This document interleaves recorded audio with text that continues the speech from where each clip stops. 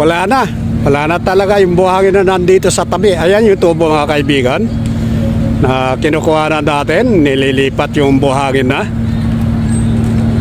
para ilipat doon sa kabilang dulo.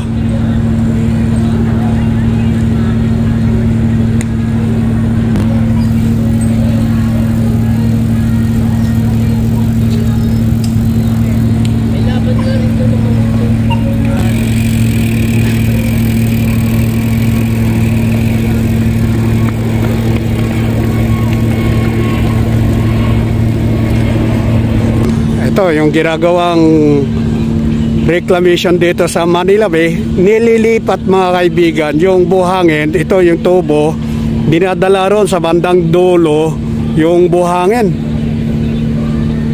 Napakataas natin, dami dating na buhangin dito. Ngayon pakunti-kunti na ina-adjust, inuurong. Kaya yan yung tubo.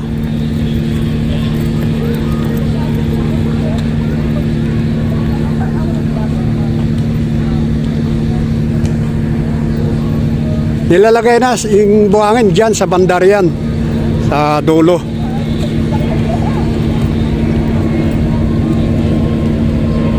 Kala natin itong lugar na to ay okay na dahil tinakpan kamakailan lang, tinatakpan yung bandang ibabaw ng NAIT.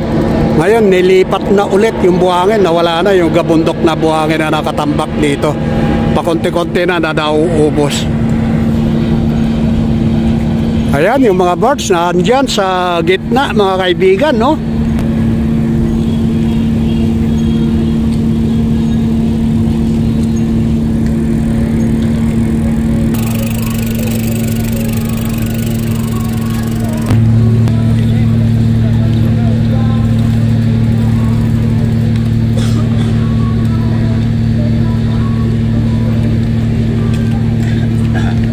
Diyan yan nililipat yung buhangin.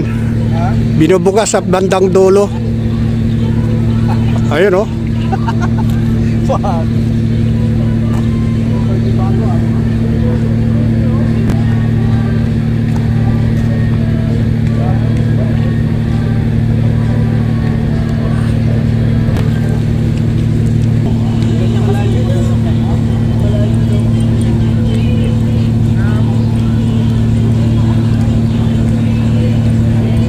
Kaya tatagal nga yung ginagawa rito dahil hindi nila alam kung saan dadalhin yung mga buhangin talaga.